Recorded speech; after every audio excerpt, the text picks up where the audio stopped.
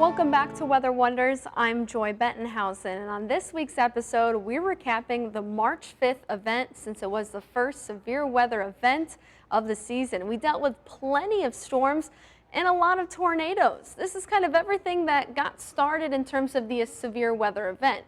If you recall from that day, we had about 4 waves of storms. Thankfully, the first 3 in eastern Iowa were non-severe, but it was that 4th wave of those storms that everything started to get going. So this is the afternoon here, 2 o'clock, where we saw some showers kind of pop up right along the state border. Storms got fired near Macksburg, and this is where we saw some of the first warnings take place near Emerson, and storms continue to fire up in place. What we did have was these storms kind of fired right along the low pressure system and near the cold front. This is where we had the best wind shear, not only in direction, so speed, and with speed as well. So you had wind changing with direction with height and wind increasing in speed with height.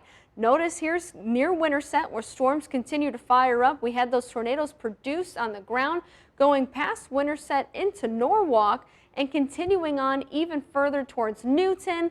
And as those storms finally got into Tama, we saw one kind of dissipate, and then another tornado fired up near Tama, another one in Vinton, and then after this, we went from a tornadic threat to more of a damaging wind gusts and large hail threat, although that was more minimal in comparison to the tornadoes we had across the state.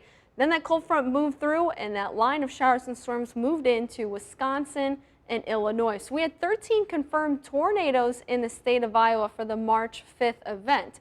So there's a lot of tornadoes here. 7 deaths were confirmed, and this was the worst case of deaths with dealing with tornadoes since Parkersburg that happened in 2008.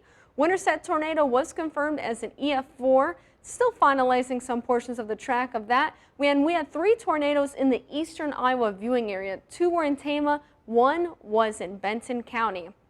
Tornado count up to 13. We had 1 EF4, that was the Winterset tornado, 1 EF3, 4 EF2s, 3 EF1s, 3 EF0s, and 1 EFU. And that's where there's no visible damage on the ground, but there was some kind of indication on radar or satellite imagery that kind of gave the count, that is, of where okay, this was a tornado. So here's a track for some of those confirmed tornadoes. You see the Winterset tornado, that EF4 long track. It started skipping a bit where it would go up into the storm and then come back down again. You can see that as it approached Tama, as well as those tornadoes near Sheraton. There's the 3 tornadoes we had, 2 in Tama, 1 near Vinton.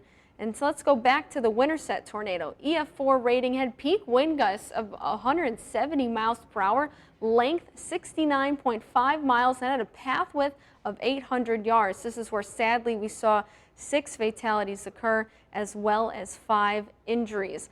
Now this Winterset EF4 tornado was the 2nd longest Iowa tornado path length since 1980. The longest was June 7th in 1984 with the path length of 117 miles across southern Iowa. This first Iowa EF4 since October 4th of 2013, and that had occurred in Woodbury and Cherokee County. So this was a big event for all. We had another tornado. This was in Tama County, EF2 right near Tama, had 115 mile per hour peak winds.